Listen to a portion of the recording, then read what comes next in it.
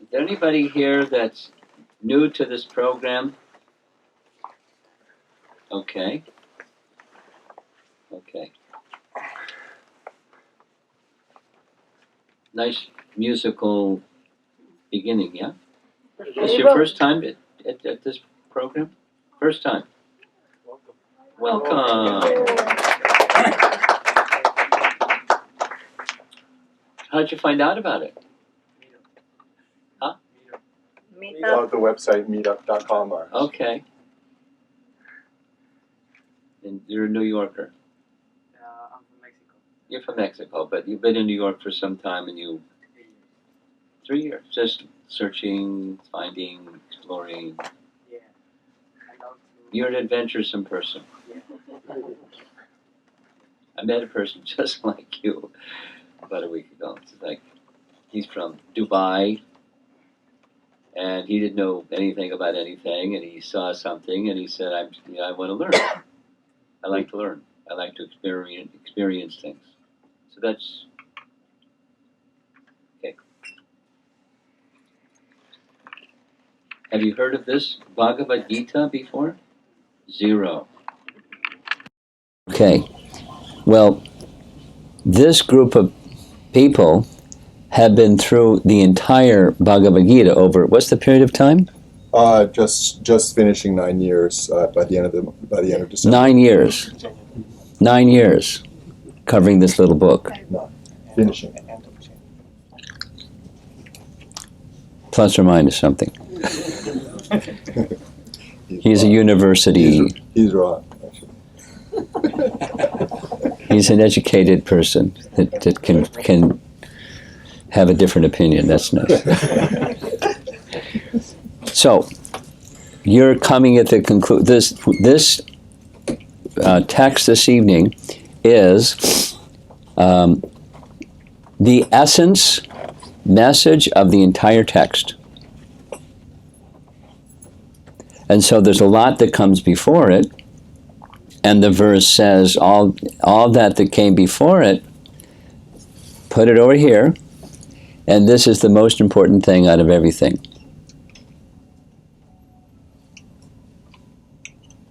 And you just happen to come this evening. And I just happen to have the assignment of speaking on such an important passage from Bhagavad-gita. So, do you like to recite the verse? Is that part of what you do? Generally, Mars. Okay. Those of you that have, many of you know the verse anyway, and those of you that don't, you have a little handheld device of some kind or another, and you can look up the verse. And it's 1866. Anyone else need a book instead of your handheld device or your memory of the verse? So I'm just going to read the translation and purport, and we'll discuss a bit. Abandon all varieties of religion and just surrender unto me. I shall deliver you from all sinful reactions. Do not fear. And the purport. The Lord, that's Krishna is the speaker, has described various kinds of knowledge and processes of religion, such as knowledge of the Supreme Brahman, knowledge of the Supersoul, knowledge of different types of orders and statuses of social life, knowledge of the renounced order of life, knowledge of non-attachment, sense and mind control, meditation, etc. He has described in so many ways different types of religion. Now, in summarizing Bhagavad-gita, the Lord says that Arjuna should give up all the process that had been explained to him, semicolon. He should simply surrender to Krishna. That surrender will save him from all kinds of sinful reactions, for the Lord personally promises to protect him. Paragraph. In the 7th chapter, it was said that only one who has become free from all sinful reactions can take to the worship of Lord Krishna. Thus, one may think that unless he is free from all sinful reactions, he cannot take to the surrendering process. To such doubts, it is here said that even if one is not free from all sinful reactions, simply by the process of surrendering to Sri Krishna, he is automatically freed. There is no need of strenuous effort to free oneself from sinful reactions. One should unhesitatingly accept Krishna as the supreme savior of all living entities. With faith and love, one should surrender unto him. Paragraph. The process of surrender to Krishna is described in Hari Bhakti Vilas. Anukulyasya sankalpa pratikulyasya varjanam rakshishyatiti vishvaso goptritve varanam tata atmanikshepa karpanye shad vidha sharanagatihi. According to the devotional process, one should simply accept such religious principles that will lead ultimately to the devotional service of the Lord. One may perform a particular occupational duty according to his position in the social order, but if by executing his duty one does not come to the point of Krishna consciousness, all his activities are in vain. Anything that does not lead to the perfectional stage of Krishna consciousness should be avoided. One should be confident that in all circumstances Krishna will protect him from all difficulties. There is no need of thinking how one should keep the body and soul together. Krishna will see to that. One should always think himself helpless and should consider Krishna as the only basis of his progress in life. As soon as one seriously engages himself in devotional service to the Lord in full Krishna consciousness, at once he becomes free from all contamination of material nature. There are different processes of religion and purificatory processes by cultivation of knowledge, meditation in the mystic yoga system, etc. But one who surrenders unto Krishna does not have to execute so many methods. That simple surrender unto Krishna that simple surrender unto Krishna will save him from unnecessarily wasting time. One can thus make all progress at once and be freed from all sinful reactions. And the final paragraph. It's a long purport. Hope everybody's wide awake. Okay, last paragraph. One should be attracted by the beautiful vision of Krishna. His name is Krishna because he is all attractive. One who becomes attracted by the beautiful, all-powerful, omnipotent vision of Krishna is fortunate. There are different kinds of transcendentalists. Some of them are attached to the impersonal Brahman vision. Some of them are attracted by the supersoul feature, etc. But one who is attracted to the personal feature of the Supreme Personality of Godhead, and, above all, one who is attracted by the Supreme Personality of Godhead as Krishna himself, is the most perfect transcendentalist. In other words, Devotional service to Krishna in full consciousness is the most confidential part of knowledge. And this is the essence of the whole Bhagavad-gita.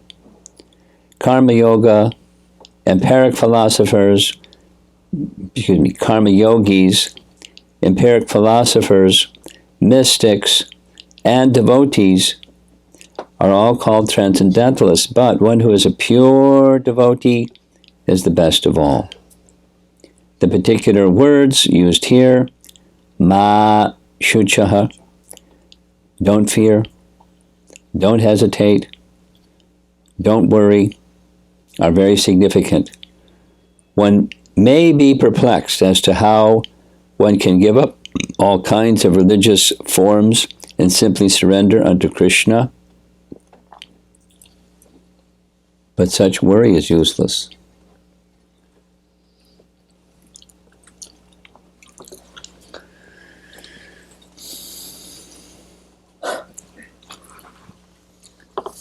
This is such an important verse, we could spend a lot of time. Class after class, and week after week, and month after month, and it's a very important verse. There are many verses in Bhagavatam and Bhagavad-gita that are very important. Just some of you, as you were coming in, you maybe saw that picture on the wall, the picture of Bhakti Siddhanta, Prabhupada's spiritual master. This is a picture of our founder Acharya, who started the Hare Krishna movement here at this location. So his spiritual master, to demonstrate to others the volumes and volumes and volumes contained within these passages, he spent 1 month speaking on one verse for 30 days and didn't repeat himself any one of the days to the next day and the next day. Volumes and volumes. This is this type of literature is transcendental. It's of the spiritual realm, and it comes to this realm for our edification or illumination. And as the commentary says, previous to this verse, in the Bhagavad-gita, many, many, many things have been explained that are principles of elevation. And those principles of elevation are secondary to this one principle. Say same thing in several different ways.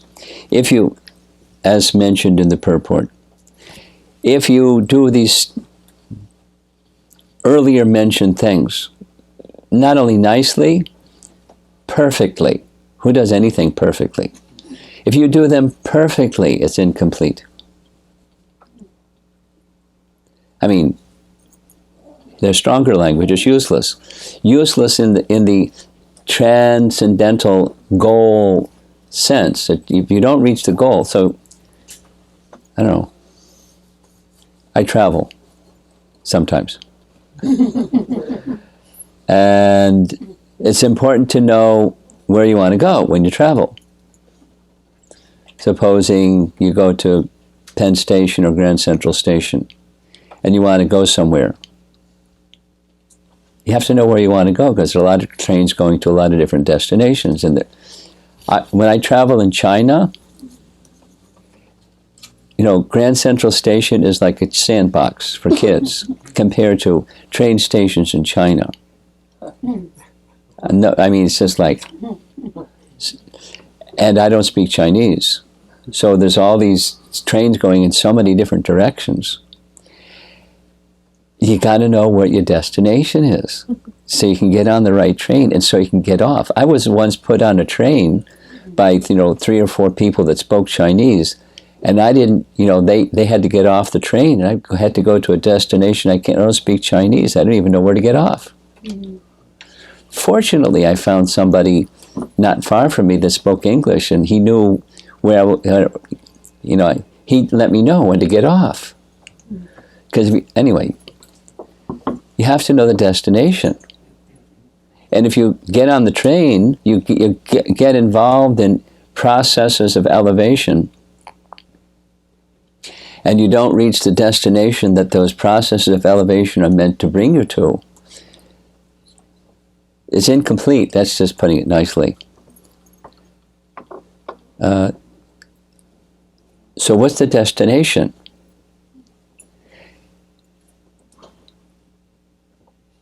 I'm going to share another little story. Some years ago, the person that was in charge of the New York temple, his name was Rupanuga. And I became a devotee at a place where he was in charge of a center that was in the State University of New York in Buffalo, right here at 26 2nd Avenue. Prabhupada would come 3 evenings a week and have kirtan and speak Bhagavad-gita and distribute prasadam, just like we're doing. And in the course of time, one man came to this assembly that made a request, or he volunteered some service to Prabhupada. He said, I'm from this city, and if you can designate somebody to run a center in that city, I'll cover the expense. So Rupanuga was selected, and he went to Buffalo and started a center that I'm one of the products of. And there were about 30 others besides me that came from that same university. And it was an interesting time without all that detail. And then some time passed, and I joined the Hare Krishna movement in Boston and came to New York, and then Rupanuga became the president. So he liked visiting colleges, and one of the things he did, excuse me for embellishing, but it's relevant to the topic. He was naturally bald. You know, some of your older folks, you may know who Yul Brynner is. You kind of look like Yul Brynner. Very stoic personality, very, had a strong stage presence. It was his personality and his appearance. And his routine when he went to a college, it was really far out. He was like a man from Mars. He came in and he set out a cloth. He set a picture of Krishna. He set a little candle, lit the candle like a ritual, lit a stick of incense and rang a bell and offered the incense and put the incense in the incense holder, and then turned to everybody like, what's he going to say? And the first thing he said was, what's the highest truth you know? And everyone's going, whoa, where's this guy coming from? He had a certain approach. He had a certain personality. And so, truth, one sense of truth is, as opposed to a lie, you tell the truth. That's one kind of truth. Another kind of truth is you give your word and you uphold your word. That's another kind of truth. And then there's a Vedic sense of truth that means that from which everything comes. What is it from which everything comes? Whatever that is, that's the highest truth. And the Vedas are in search of that. It's given a pronoun, tat, means that. What's that? Om Tat Sat.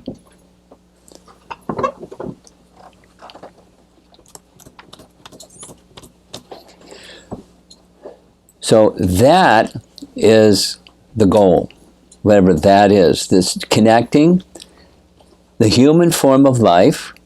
This is Vedic conception. Vedic means these books. The Vedic conception is this human form of life comes through the evolutionary process. It's not, a new Darwin idea. It's from the Vedas, specifically from Padma Purana, that says life evolves up to this human form, and in this human form there's an assignment or a purpose of the design of this human form. And that is having the capacity to connect with the source of everything. To know who you are as opposed to who you aren't. And to connect who you are with that which is the source of everything, including that which you aren't. Everything has a source. And connecting with that source. That's what yoga is, and that's what Bhagavad-gita is. It's a treatise on yoga. And this topmost yoga position is all of the other things are secondary, and this one thing is primary, and the others are secondary. So that's the goal. So what's the goal? Mam ekam sharanam. That's the goal. Sharanam. Mam means first person singular, me. Eka means one. And sharanam means surrender. Take shelter of that which is the source of everything. Because earlier in Bhagavad-gita, Krishna has identified that he is the source of everything. Several places. For those of you that like Bhagavad-gita verses.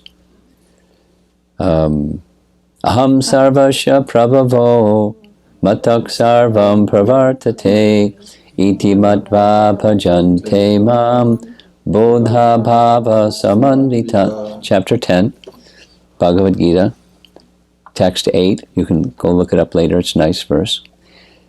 He's the source of everything.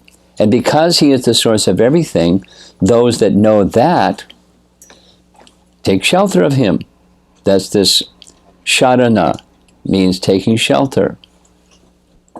We take shelter of that which is the source of everything. That's our wholesome and natural position. And in that wholesome and natural position, we're protected. We're protected from the contamination of being disconnected. So all the preliminary things are to help us become prepared and qualified to make that connection. In the purport that we read, the first paragraph, there's mentioned, if you recall, in the 7th chapter of Bhagavad-gita, remember hearing that? So in the 7th chapter of Bhagavad-gita, it's 728, where Krishna says, Yesham twantakatam papam jananam punya karmanam te dvandva moha nirmukta bhajante mam dridha vrataha. One can engage in devotional service to Krishna, dridha vrata, with great determination, only if there's purification. The papam, sins have been cleansed, and they're only engaged in yesham tantakatam papam jananam punya karmanam. Punya karma means pious activities. No more sinful, only pious activities. Such a person is now eligible. This verse is saying, not needed. Well, is it needed or not needed?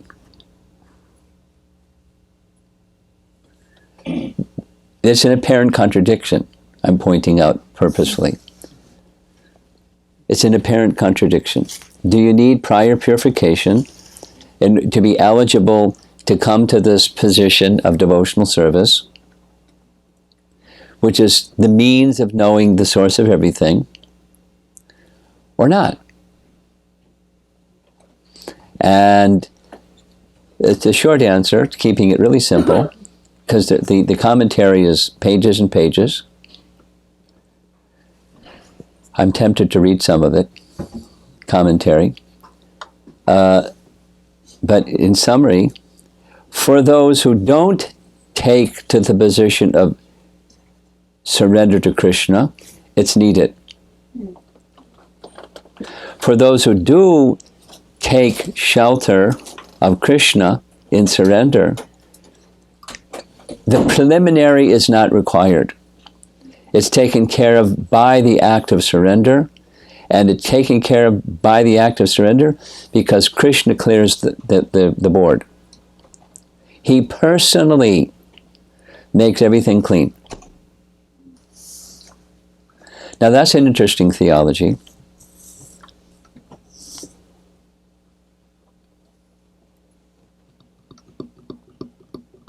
I'm going to say, there's so many things to say, I just have to get inspired and select the right something. I like visual things, so here's a visual thing. To get here, we drove through Soho, and there's lots of like big posh places in Soho that have all this big space and fancy looking chandelier hanging from the ceiling. Anybody here not know what a chandelier is? Everyone knows. Okay, so it's not just glass, but it's crystal, and there's many lights in the chandelier, and the light passes through the crystal and is a diffused kind of soft, very beautiful light. It's an opulence. But supposing you have a chandelier and it's not suspended from the ceiling, just lying on the ground, it's not so beautiful. But as soon as you connect it to the ceiling and then pay your electric bill, the lights on, it's very beautiful and commonly very expensive. Chandeliers, very decorative, opulent way of making a room lit. Similarly, all these different elements that are described earlier in Bhagavad-gita, they're crystals, like crystal. And the one thing that suspends all those things is taking shelter of Krishna. They're meant to bring one to that position. They're meant to purify and elevate consciousness through various processes to get closer and closer and closer to that position of full surrender to Krishna.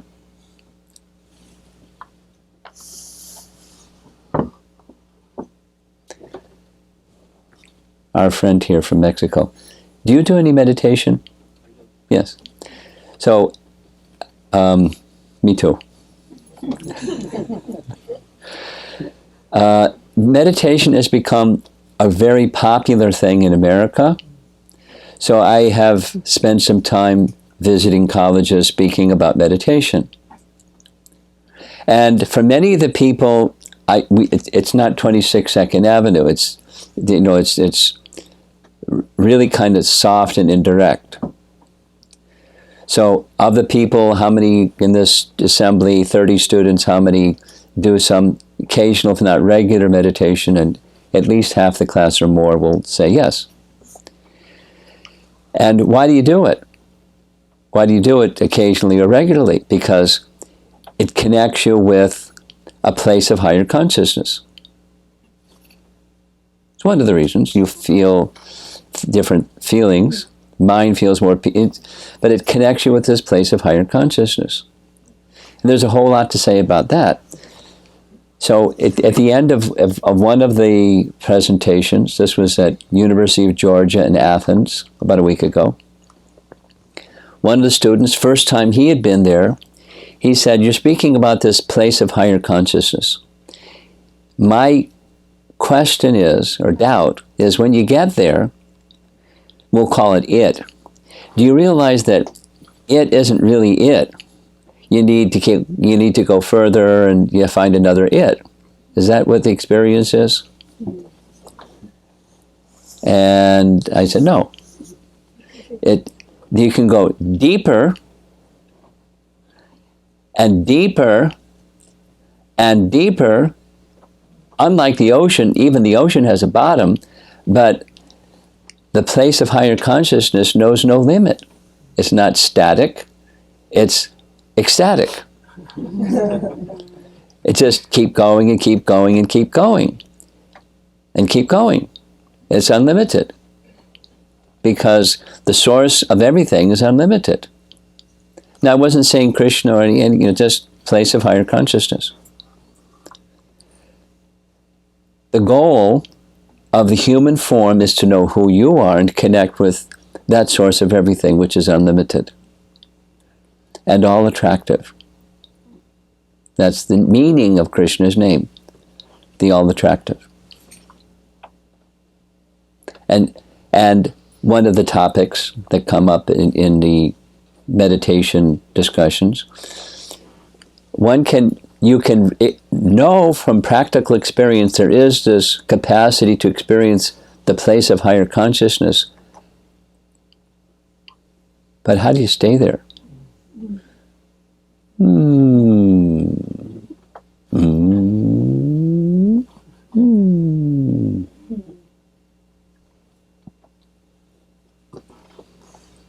By actually making that connection.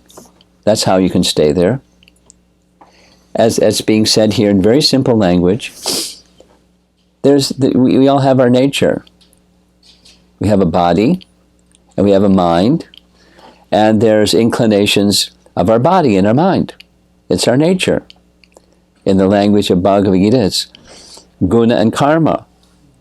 Everybody knows what karma is. You know what karma is. So we've done stuff, and we have our karmic nature because we did stuff. So here we are with our karma. And guna means quality.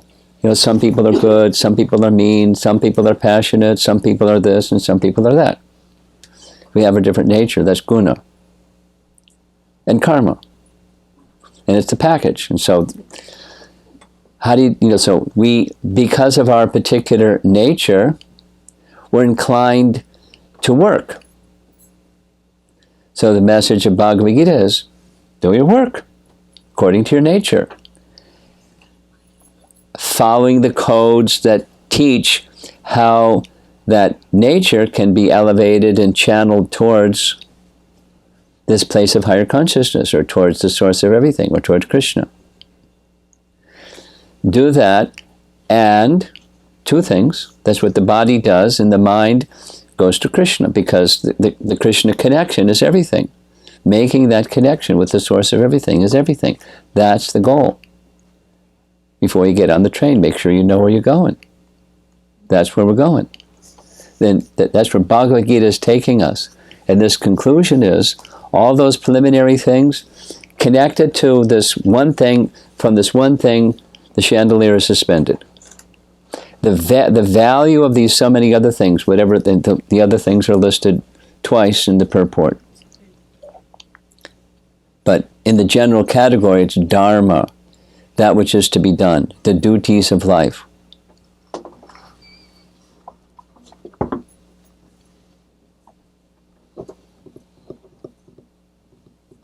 Connect those things with the source of everything through the means of devotion, devotional service. So,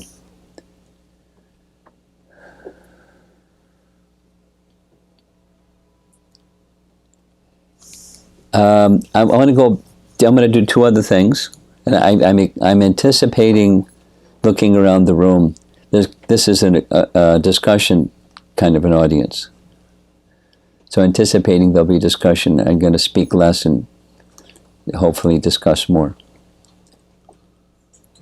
So this word, sharana means surrender. And it's in the verse, we chanted together, Mame kam sharanam. So this is text 66. We're going to go back to text 62. And guess what word appears in text 62? You guessed it, sharana.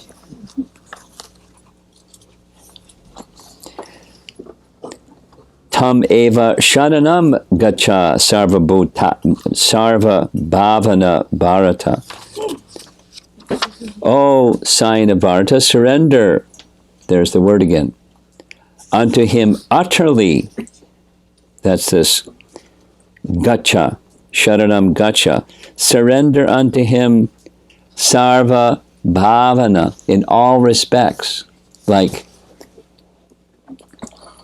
Prabhupada would sometimes say, what Krishna is looking to see is not what you're giving, but what you're holding back. You know that one? I'm making a sacrifice. Very nice. And what is it that you're holding back?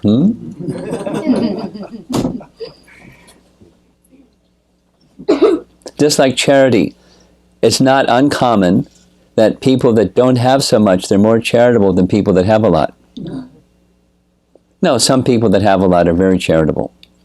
But some people that don't have a lot, they're according to their means, their charity nature is more than the person who has substantial means in their charity. So, what Krishna is interested is not what we give him, that's nice, but what is it that we're holding back? This is mine and that's Krishna's. I call it the two-pocket program. Krishna, Krishna, me, me. It's our mantra. So much for Krishna, so much for me, so much for me, so much for Krishna, me, me, Krishna, Krishna. It's called mixed devotion. And the goal is to just have one pocket. It's the Krishna. Everything is for Krishna. That's easier said than done, but that's the objective. And when it's everything is for Krishna, it's not that you're the loser. Now I don't have anything because I gave it all to Krishna. This is something we'll be discussing this coming weekend, the Thanksgiving weekend in central New Jersey. The teaching of Dhruva, as well as the teaching of Prahlad, two very important persons in the Bhagavatam. When you come to the point where you don't want anything, then when that position is attained, I mean, you want something, you don't want anything material. When you want simply this place of shelter in Krishna, then that person, according to our acharyas, that person is given an intelligence, buddhi, whereby that person can receive anything, the opulence even beyond heaven, the opulence of the spiritual world, and one doesn't become bewildered.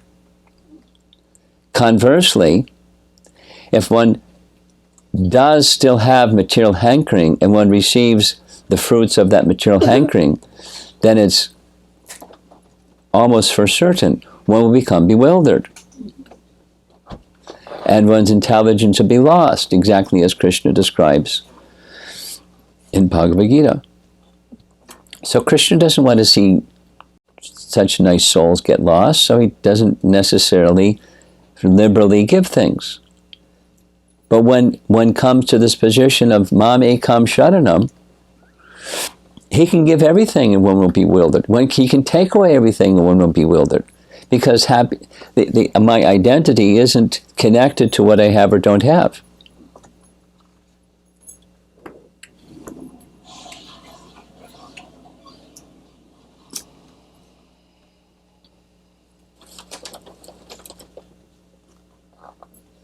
Mam ekam sharanam. So that's sarva bhavana, utterly surrender to me, Krishna says.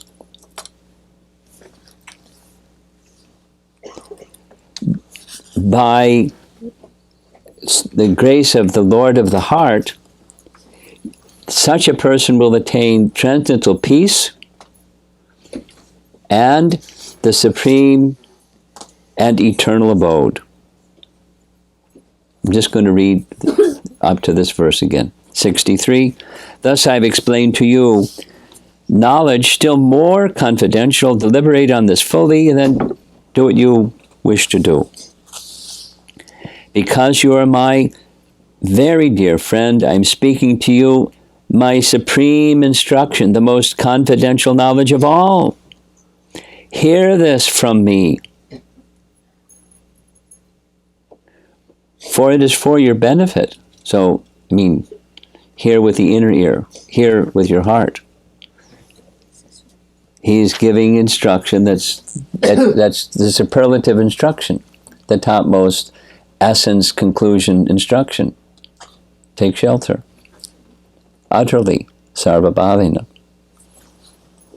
And then he has this Gosh.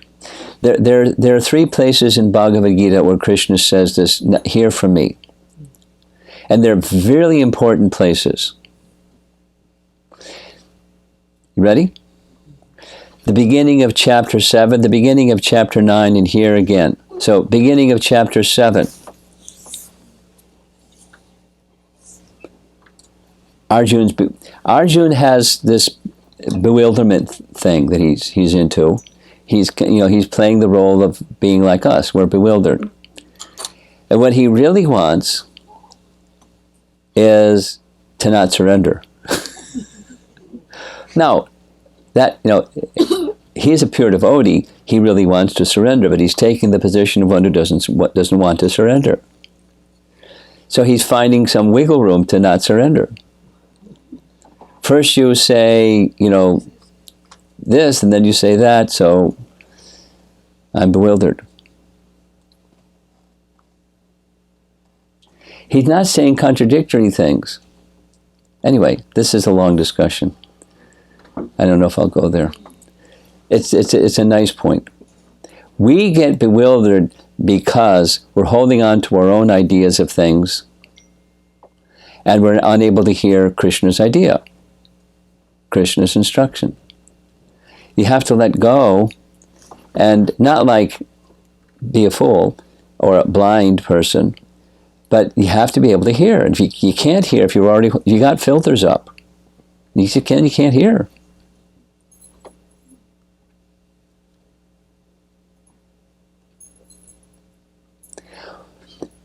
Arjuna wants to leave the battlefield. That happened in chapter 1. I'm out of here. And here's my reasons why. 7 really good reasons. This one, that one. Very good sounding reasons. And Krishna pokes holes in each of the 7 and then concludes and says, this is what I want. And so Arjuna can't hear because he wants to get out of there.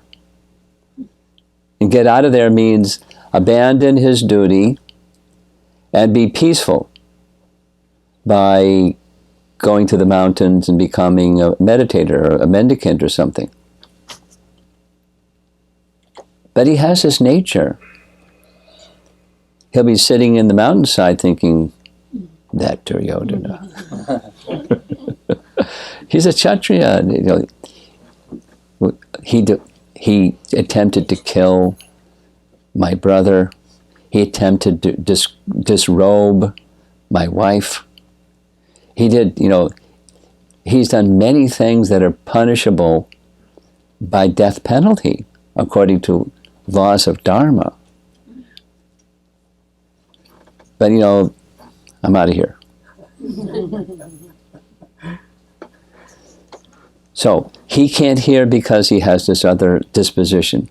We have experience like that with other people. We may not have acknowledged our own blind spots, and we can't hear either because we're attached to something, a way of seeing things and a way of, whatever, status quo.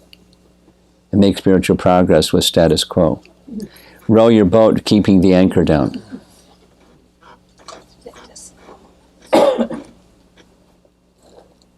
So, if you pull the anchor, where's the stability? The stability is in the shelter of transcendence. One who doesn't have faith in transcendence doesn't want to pull the anchor.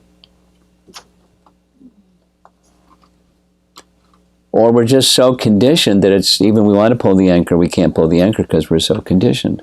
So therefore, it's commonly, spiritual progress is gradual, but the power is there within this primary and fundamental principle.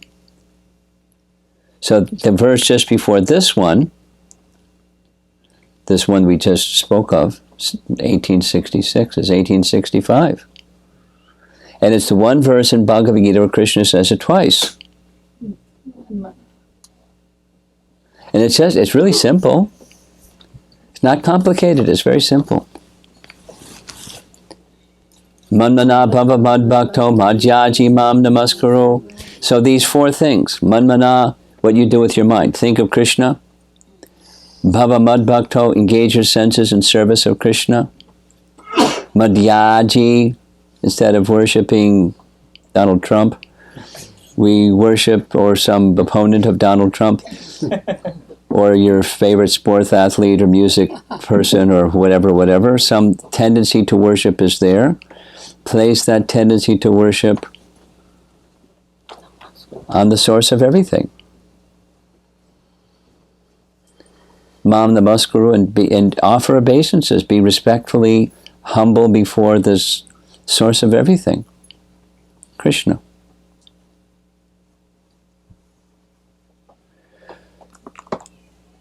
Well, I'm not so qualified. That's okay. I'll make you qualified. And it's a relationship. This is how our acharyas. I'd like to read. It's really nice. Summarizing.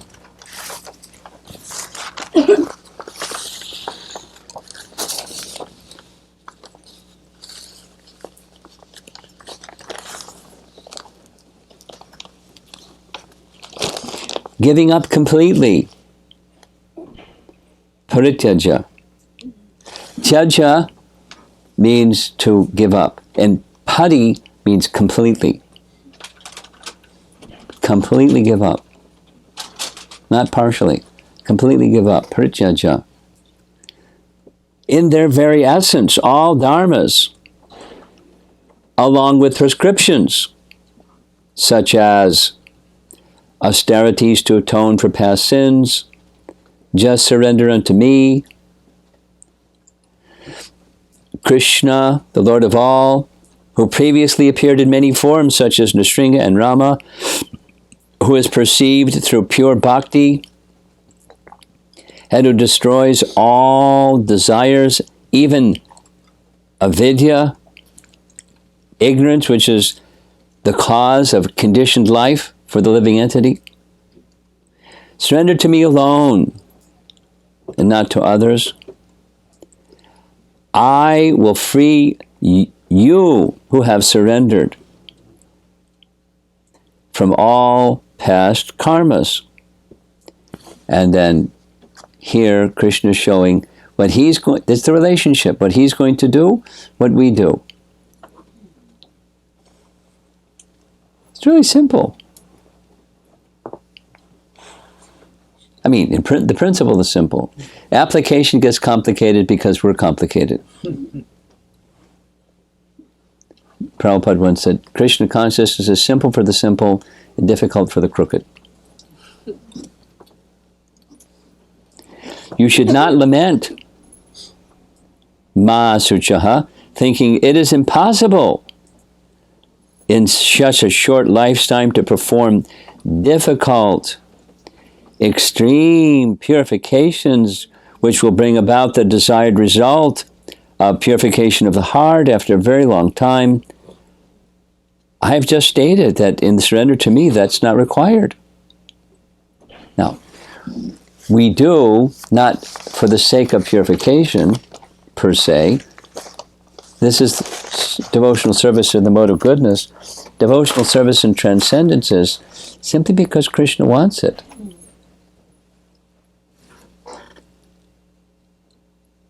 Simply because Krishna wants it.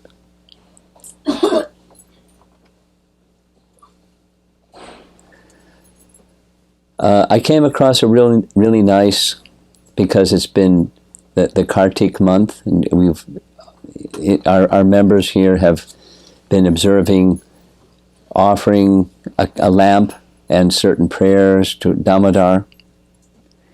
And there's a really nice passage from Jiva Goswami. No, you don't know who Jiva Goswami is, but he's a great personality who liked Krishna very much. And his deity was the deity of Radha Damodar. And so he loved Radha Damodar very much. And he worshipped Radha Damodar with such devotion, it is said, that sometimes he would worship with Krishna with such devotion that Krishna would dance. And then sometimes Krishna would play his flute and Jiva Goswami would dance. They were really up there in that exchange of love. He loved Damodar. So he wrote some nice verses in Sanskrit about Damodar, and he describes that in the spiritual world, Goloka, there was a pastime where Krishna was to meet Radha for some purpose, but he was late because in Goloka, his family was observing Govardhan Puja. Now, Govardhan Puja has its pastime here on earth, but in the spiritual world, there's Govardhan Puja without, lifting of Govardhan Hill and the Indra becoming freed from pride and all that. There's Govardhan Puja in the spiritual world. That's Nitya Lila. And because he was with his parents doing Govardhan Puja, he was late. So Radharani became angry. She wouldn't look at him. She was in her man spirit. So he tried to explain to her why he was late. And she was still in her angry mood. She wouldn't look at him. She had a golden belt around her waist. She took the golden belt from her waist and tied it around Krishna, like a punishment. And Krishna was in ecstasy. Krishna said, "This nice exchange with you will, henceforward I will be known by the name Damodar. And this Damodar name is so dear to me," and he describes ways in which it was dear to him. "And I will perform this very same Leela when I come to earth, only it will be Mother Jasoda's rope, and Mother Jasoda will try to bind me with her rope." Now, what do we know about activities in the spiritual world except someone that's in the spiritual world with Damodar? So, I can't remember why I told you that story.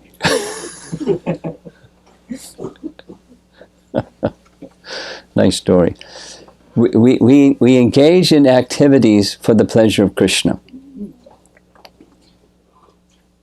And whatever it is, we like to do those activities that are pleasing to Krishna. We're conditioned souls, we're not so elevated, and so we have a propensity to work, to engage in activity, not just for maintenance, but we have propensities. Some people sing, some people dance, some people do accounting, some people cook, some people this and that and the other thing and the other thing. We have our propensities. And the goal is not just do your propensities, get some income, maintain yourself, get some children, get grandchildren, get old and die, and wave goodbye to everybody. There's a higher purpose. The higher purpose is this reaching this place of higher consciousness. And that's to do all these things with this higher purpose. But you have to know the higher purpose. And gradually, by understanding the Bhagavad-gita message and the message of the Vedas, again and again and again, gradually that consciousness awakens and we can understand better what the goal is. And be more inspired because we understand the goal better to reach the goal. And just keep going and keep going. When you get there, we'll call it is that you realize it's not it. You have to find another, something, because you didn't reach it. Just keep going. The fathomless pursuit. The process is simple. The application is difficult because we're complicated. We're deeply involved in the material energy. So gradual purification comes about by the surrender process, but all the other activities that are also beneficial for us, we observe them. We don't reject them. but we hold them subordinate to this higher principle.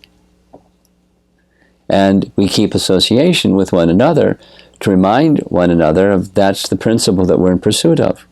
Because it's really easy to get distracted. In the next moment, you're distracted. And then the moment after that, and the moment after that, because we're not in the surrender position, we're in the distracted position.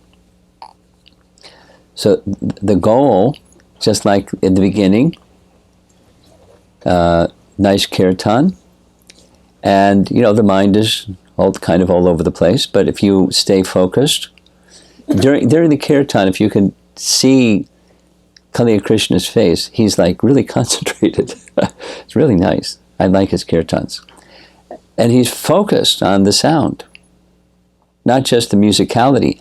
It's musically attractive, but the sound vibration is everything. And same Krishna's message of Bhagavad-gita. The sound vibration, there's things to understand through that sound vibration, but to connect with the source of everything. And then what is it, and what is our relationship with it? How do we connect? How do we make our connection with Krishna? And how does Krishna protect us? So the last part is right in the purport, and it's in the commentary abundantly, and that is the process of sharana or sharanagati, the process of surrender. And there's multiple sources. Prabhupada writes it's Hari Bhakti Vilas, but it appears in Padma Purana and Vayu Purana and several other places. The very same message. There's 6 parts, which Prabhupada doesn't go through the detail of. He just kind of makes a smoothie out of it. Meaning, he takes the 6 different things, puts it in the blender, turns it on high speed, and it comes out like really easy to swallow. Very digestible. But we'll go, a little slower. There's the first 2 are things that help make that connection with devotion to the source of everything, Krishna. Accept those things. That's part of the surrender process. Things that distract you, and not, things that aren't favorable for making that devotional connection with Krishna, leave them to the side. Focus on the ones that bring you to that place of connected to Krishna in devotion. There's a need for maintaining, and see that your maintenance is not coming from your paycheck or your boss or the company you work for. Ultimately, it's coming from Krishna. It's a small thing, but it's a big thing because it's a fact. Everything, the maintenance of every living entity is coming from Krishna, including the people that don't have paychecks and the elephants that live in the jungle and people that have paychecks. It's Krishna who's maintaining them, ultimately, without details. The sense of requiring protection. We have bodies and we have minds, and they need to be protected. The real protector and source of protection is the source of everything. So take shelter of that source of everything, seeking protection.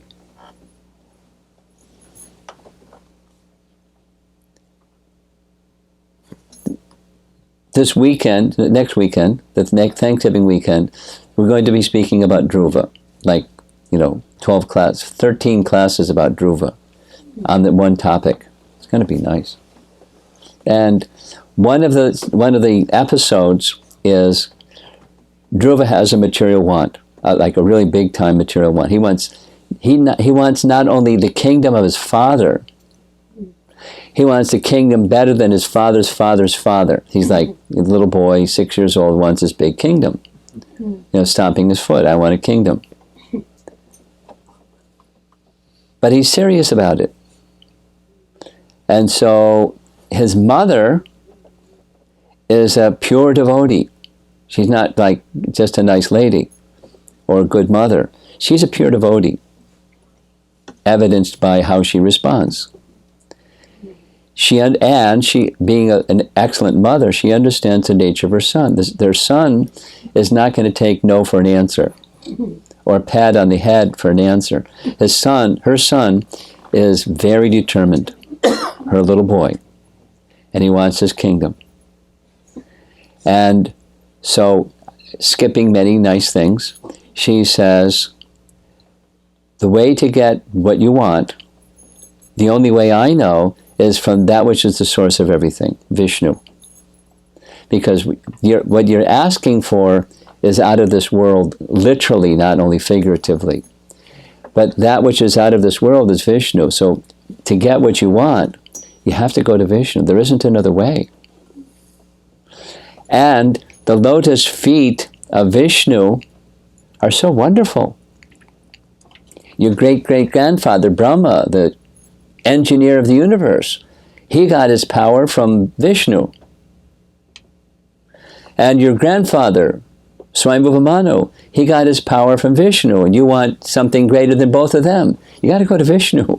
You got to go to, and the lotus feet of Krishna, she describes the sweetness and the mercy and the serenity and the coolness and the soothingness of his lotus feet. So, connect with Vishnu. He listens. He has all confidence in his mother because he knows that she's very wise, and she knows that she knows him, and she knows that she's his well-wisher. So, where do I find Vishnu? Well, I'm just a woman in the palace. I don't know, but many great personalities, they go to the forest and somehow they find Vishnu. Say, great, I'm going to the forest. Little boy going to the forest. And she lets him go. It's against motherhood, those of you that have children. 5, 6-year-old boy going off to the forest, didn't even take his lunch bag with him. It's like, you don't do that. Mothers don't do that. But she did that because she had all faith that Vishnu would protect him. Knowing his mood, knowing his indomitable determination to connect with Vishnu, Vishnu would protect him. So she was the best of mothers.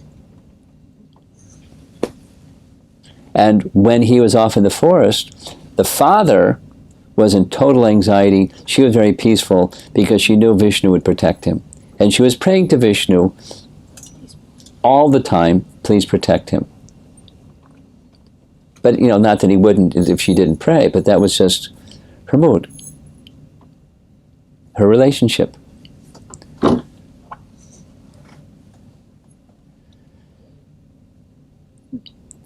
So those who have that mood can pass that mood on to others. Negative. If you don't have that mood, you can't pass that mood on to others. You can't give to people what you don't have. Srila Prabhupada came here with that mood, and he gave it to others. And, Mission Impossible was like, for sure, not impossible.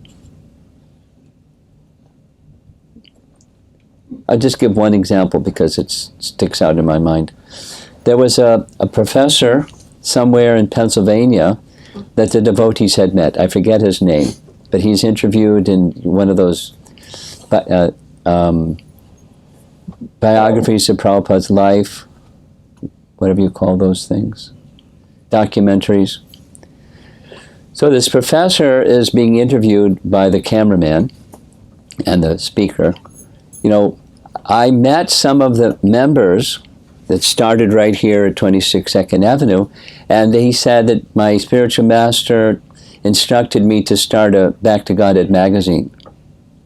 And the professor said, do you know anything about magazine publication other than reading one?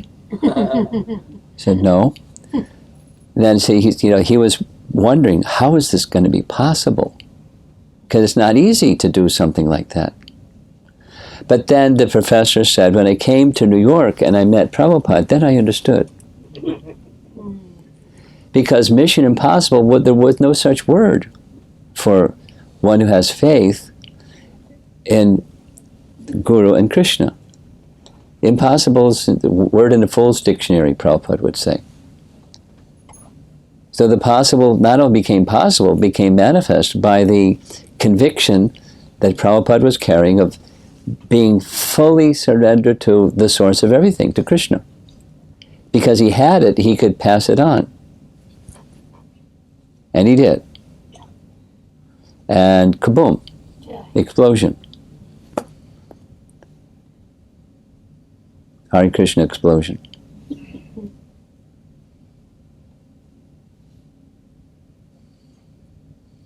And the words of that same personality are here in his Bhagavad-gita. So carefully read and discuss with one another the message of Bhagavad-gita. Receive that confidence that you take shelter of Krishna. Yeah, I just want to read one other thing. There's so many things I wanted to read. This is a paraphrase of this taking shelter of Sharanagati. I will free you from all sinful reactions. This is commentary of Vishwanath Chakravarti. From whatever reactions exist, from the past, far past, and recent past, and from whatever reactions arise from acts I will make you perform in the future. This is not impossible for me to do, though it cannot be done by anyone else to whom you surrender. Taking you as the means, I'm giving instructions to the whole world. So it's like, okay, that's good for Arjuna, but I'm too fallen, I'm too insignificant, I'm a nobody. No. May you and all other people, giving up all dharmas, your own and everyone else's, absorbing your thoughts and actions in me, surrendering to me, remain in contentment. I myself have accepted the burden of freeing you from the bondage of birth and death. And don't think, oh, it's so much a burden upon you, I don't want to dump all my stuff on you. Don't worry, I can handle it. Here's what he says. It is no strain at all for me, who am most affectionate to my devotee. Nothing else remains to be instructed. So it's the conclusion of the whole Bhagavad Gita's message. And a few more verses, and you're going to have to go back to chapter 1, I guess, huh? So any discussion? I've been talking a lot. Yes, really? So you were contrasting that verse, Yesham Tanantam Papam, with the Sarvadharma verse. Yeah. So if you surrender, then the idea that you have to be purified in order to be Dritavrata is not there. You have to surrender. But we see practically devotees sincerely surrender and then stumble or fall away. They're not engaging Dritavrata. Yes, that's right. So, what to do? Why is that happening? Slackening of submission is Bhaktisiddhanta's answer. Submission brings that connection, and when submission slackens, Bhaktisiddhanta explains, then the protection isn't there anymore. Protection is there for one who submits, one who takes that position of Sharanagati. So then, okay, I did my Sharanagati, now it's enjoyment time. Then that same protection isn't there. When the modes of nature and one's past guna and karma start to act up again. That's what happens. That's why it happens. Therefore, it's a constant process. Yeah, it's not an event. It's a process. Yes. Yes. An association will help stay with the process. Hearing and chanting regularly, even in your own home without coming to gatherings like this, it will help you stay involved, deepening the process, going to that place of higher consciousness and staying there.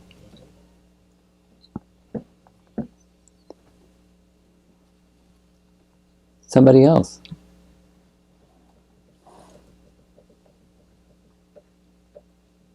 Good thing I spoke more than I had thought I was going to. Yes. You were mentioning about, is it audible? Inaudible? No. Am I audible? Can you Yes, I can hear you. You were mentioning about the two-pocket program, Yeah, but does it mean that a pure devotee does not have any needs? Or when I'm saying, okay, it's my pocket, but then it's actually my need, if I don't attend to that need, I cannot serve Krishna. okay. So So by your very words, you've explained the one pocket program. That is, those needs are for the purpose of serving Krishna. Let's just say, eating. That's a need. So we eat for Krishna.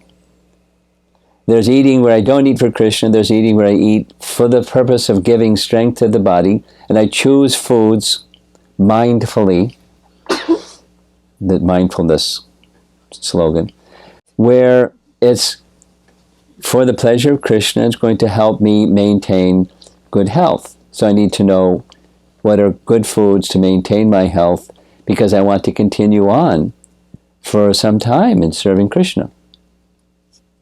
Unless he chooses that I should go somewhere else, leave my body and go serve him some other place. But while I have this body, and then, the same with the mind, attend to your needs, know what your needs are, and attend to them in the mood of to enhance the service to Krishna and the pleasure of Krishna. Do it in that mood. That's the one pocket program. Let's just see. Any of the younger devotees? One thing I've learned is to be very patient. So I see another hand, but we'll just be really patient till you raise your hand. Not uncomfortable, just patient. Go ahead. Hare Krishna Maharaj. You were talking about, if you're going to get on a train, you need to know where you're going. Yeah. Sometimes we can get on a train and know where we're going and then decide that we want to go on that train. And that train, because maybe in the process, your consciousness will clear and you decide, oh, I think this might be better for me. Sure. So that topic has a label, in my view, called liminal space. You've heard me speak about liminal space? I'm not sure. Liminal space. A limen, it's like there's the door, and if you look at the bottom of the door, I'm sure there's a limen. That's a carpentry term. Something that's here's inside and there's outside, and that which divides the inside and the outside is a limen. And there's other examples in architecture and in social change and in personal life. It's in between where we are and where we want to go. So if you have an idea of where you want to go, and you're in the transition between where you are and where you want to go, you got on a train, and you're, because of the process of bhakti itself, the light went on saying, the trains are nice, but the train I'd like to go on is more like that one over there. Now, so you have to do, is it my mind, or is it a higher principle? That's a big one. So have people that guide you. That's good. Read and hear the message of Bhagavad-gita regularly. That will help you. So taking those other resources, if the conclusion is reached, this is really a good idea that I move from this trajectory to that one, then be ready for some discomfort, because that's what liminal space feels like. It's uncomfortable. And do it gradually, because you go in a certain direction. There's some guna and karma reasons why you went in that direction, and it's really hard to change guna and karma just by saying, I want to go over there. So you do it gradually. Whether it's occupation or relationships or whatever it is, that to go from this to that, advisable. Don't do them in quantum leaps or like impulsive. Do it gradually, and test the waters as you go along, because then it's less uncomfortable, and you're more likely to get clarity of intelligence than negative emotion onslaught in making that transition. Being so uncomfortable, if you get about everything except dealing with the discomfort. So that's the words of an incrementalist. Bhaktivinoda Thakur was like that. So you reset your directional compass and periodically check in. But and that means not only how you're getting towards your goal, but refine your sense of what the goal is, the destination that you want to get to, even if it's an intermediate one. And make sure, really important, is it in alignment with the final goal? Or if not, then it's the mind, for sure. Going like the pendulum goes way over here and goes way over there. Mind has a tendency to do those things. So we have to be cautious, not be ruled by our mind. We want to be in the moment but not ruled by it. the moment of the mind. No, that's you'll get seasick.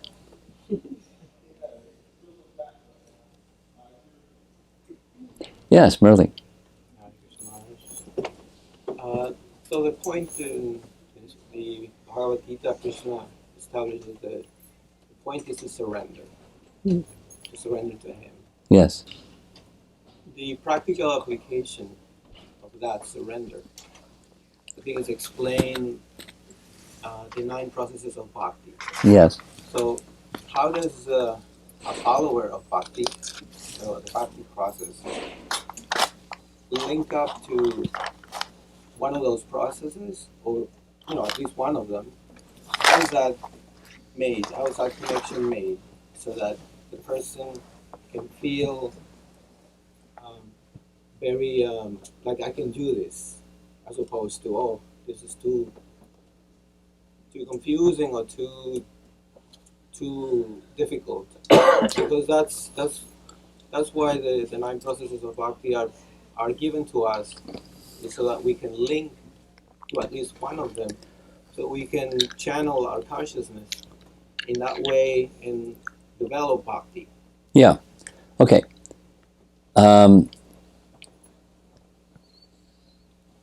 Those of us that got here early, it was really cold in here.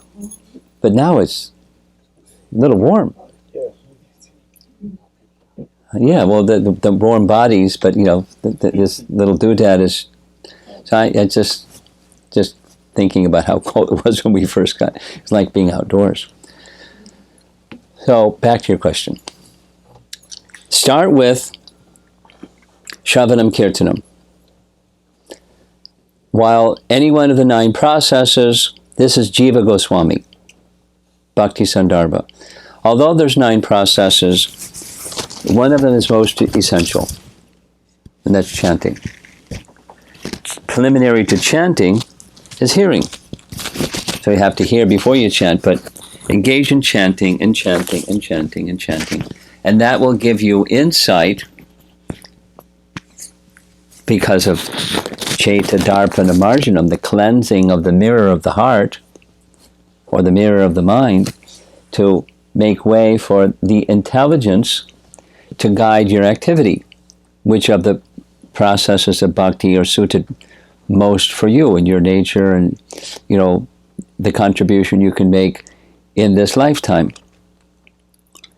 And don't go away from the hearing and chanting and become absorbed in something else, because the foundation for them is hearing and chanting, and even especially is chanting. It's a very lengthy section. If you want the philosophy, go to Bhakti Sandarbha and you can read. and his explanation of that. But that's in an essence, faith in the hearing and chanting process, doing with faith, not just doing. You know, like, hear from me. As Krishna, so hear from, when Krishna is speaking, saying hear from me, he's speaking to you. Hear with that kind of ear. Krishna is speaking to me. Because it's your best interest. Oh, here's somebody who knows and they really want my best interest. Let me hear carefully. That kind of hearing. And chanting.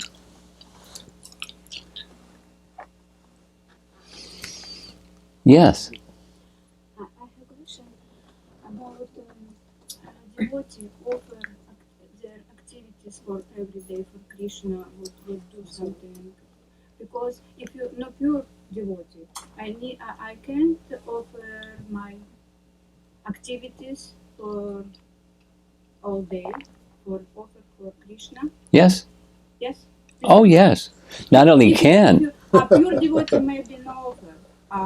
If I'm not pure devotee, I can offer. Yeah. Sometimes it's not good for me because I do something, I think, I will be offered because this is not good. But I think this is everything for Krishna and activities, everything energy for Krishna. Yes. I give him. Now, everything connected with Krishna for us has some boundaries. Let's say alcohol. I'm not saying you, I'm saying for a devotee, there's some boundaries. Well, everything comes from Krishna. Yeah. I understand. So we have boundaries. But within those boundaries, we may be doing some things that are uncomfortable. Mm-hmm. And we may not like, I'd like the whole world to see me doing this because I really think it's such a wonderful thing. I mean, I'm thinking of the profession that you have. So, gosh, but you're in a professional situation because it's needed not just so you can pay the utilities and your rent and maintain your this temporary body, but the higher principle is so you can go on with your service to Krishna in ways that you uniquely can serve Krishna for his pleasure. That's what's behind the occupational activities. Now, that's not an easy conscience to develop because depending upon different devotees' professions, may be very demanding, very taxing. The people in the workplace are really nasty and yada, yada, yada. But that consciousness must be at the center for the life of a progressive devotee. And the hearing and chanting is essential to keep nourishing that. And association, sadhu sangha, to keep nourishing that. And keep nourishing it. And as that consciousness arises, that place of higher consciousness arises within you, then you'll be better able to draw a line and say, here's some area I'm just not going to do. Somehow. I mean, without going into the details of what your occupation requires of you. But that's from a place of higher consciousness, not from a place of good and bad and right and wrong and all that. It's bhakti, what's pleasing to Krishna. Do it from that place, and there'll be strength and protection. Yeah?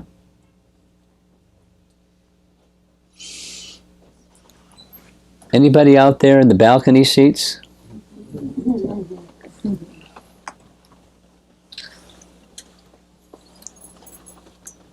No?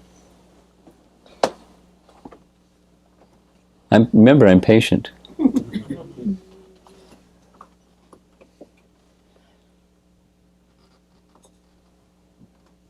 Yes.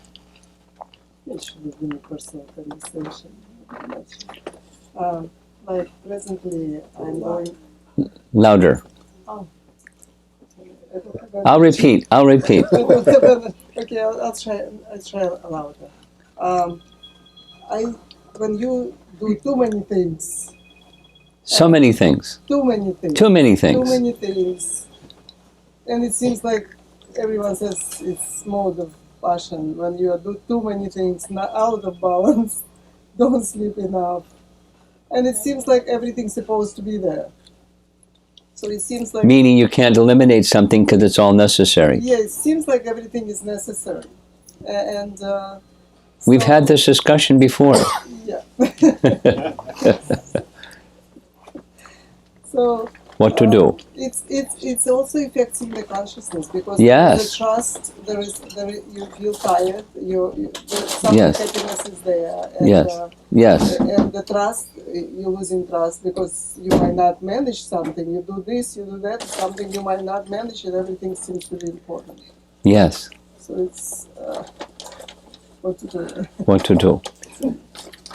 Well, two things what to do.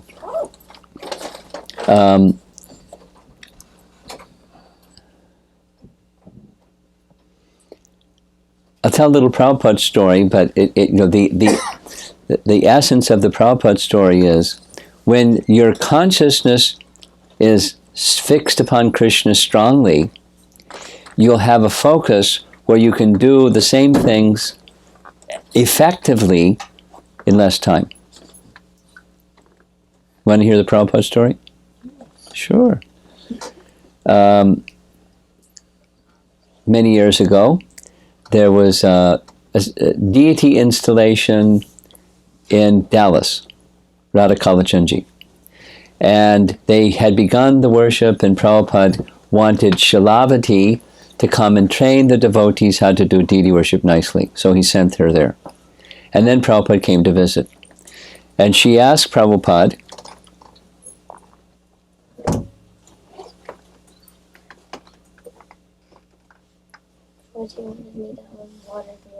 well, you're not going to play Mridanga anyways. He's going to play Mridanga. Yeah, but I water it. Okay. Just don't do it now. Thanks.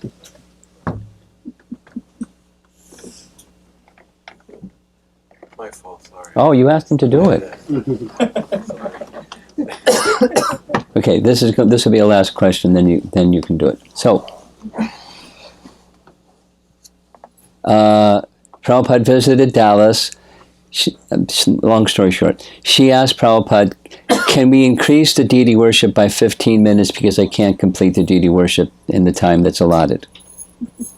And Prabhupada said, I will show you. And so anyone that's done deity worship to some degree knows when you're not familiar with a particular deity, where everything is and so forth, it takes longer. He did it in less time than it took her, and then said, you don't need the extra time. Then he explained, when you're dressing, this is now deity dressing, but when you're dressing the deity, Krishna's standing there. It's not like the beauty is Krishna stands there while you're dressing him. The beauty is you're serving for his pleasure. And so you do it swiftly. And when your consciousness is focused on for Krishna's pleasure, my experience is, not specific to deity worship, but things move more quickly. So when you're Krishna conscious, you're very focused on each of the things that you do, and then you go to the next thing and to the next thing. If you're not focused on Krishna consciousness, simple things take long time, medium things take too much time, and you get into a space like you described. So that's one part of the answer, is stronger Krishna consciousness, please, makes for better effectiveness when you're doing what you're doing. Then another principle of time management is there may be some things that you just need to defer. And we've had discussions about this. Now, those of you that have come to 26-second Avenue, you know she loves to bake. And those that you go to the Harinam, she loves to bake. The devotees really appreciate. Yes. And it gives her energy to do those things. But it takes time to do those things. Although it gives her energy to do those things, and then she gets into this time management space. Because it takes time. Just like, how much time did you spend today to do the baking that you did for today? 4 hours? 8:30 till 3 o'clock. 8:30 till 3. Baking 6.5. for this evening. To 3:30 because there was a party and all this party. So that's bhakti in real life. And that gives her energy. Okay, it gives you energy. So, how to do that in such a way that you're not feeling this pinch with all the other things that are part of your life. And it's not, this is Saturday. It's not Monday to Friday. Still, it's just a principle of some things time management teaches. Do things effectively by focused Krishna consciousness. And if it's just too many things, at some point you just decide this is going to fall away. I'm just not going to attend to this. If I find I have discretionary time, I'll take it up. But you just let it go.